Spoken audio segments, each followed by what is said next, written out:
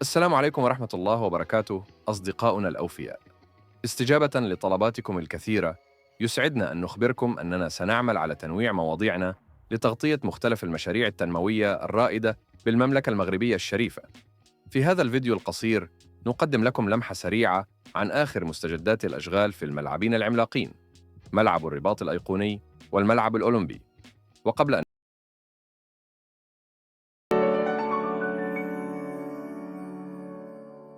في إطار استعدادات المملكة المغربية لاحتضان كأس إفريقيا 2025 وكأس العالم 2030، تتواصل الأشغال بوتيرة متسارعة لاستكمال مختلف مكونات ملعب الرباط، الذي يرتقب افتتاحه الرسمي في يونيو المقبل، أي بعد أقل من شهرين فقط. يتم حالياً تركيب تسقيف داخلي ثانوي باستخدام ألواح معدنية متينة مثبتة بدقة على الأعمدة الفولاذية العملاقة التي تشكل الهيكل الرئيسي، وذلك لحماية الجماهير من أشعة الشمس الحارقة والأمطار وهبوب الرياح، بما يضمن الراحة القصوى للمتفرجين. كما يجري تنفيذ واحدة من أدق وأعقد مراحل المشروع، وهي تغليف وتسقيف الواجهة الخارجية بوحدات ضخمة متشابكة تعرف بالشفرات المعدنية، حيث يتطلب نقل كل وحدة استخدام شاحنات خاصة بطول استثنائي. وقد تم مؤخراً إنجاح عملية نقل أول دفعة من هذه الشفرات.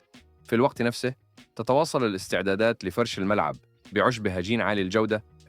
المنصة الشرفية أيضاً تم استكمال بنائها بتصميم هندسي يجمع بين الرقي والوظيفية لاستقبال كبار الشخصيات والضيوف الرسميين.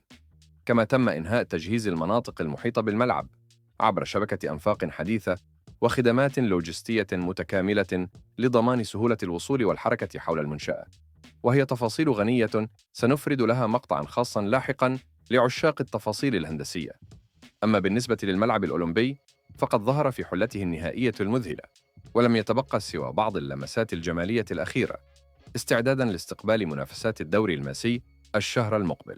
وقد شهد هذا الملعب وتيرة أشغال ماراثونية خلال الشهرين الأخيرين فاق بها كل التوقعات، حيث أتى تصميمه العصري والمبتكر ليدهش الجميع، ويشكل بذلك مفخرة جديدة للبنية التحتية الرياضية الوطنية.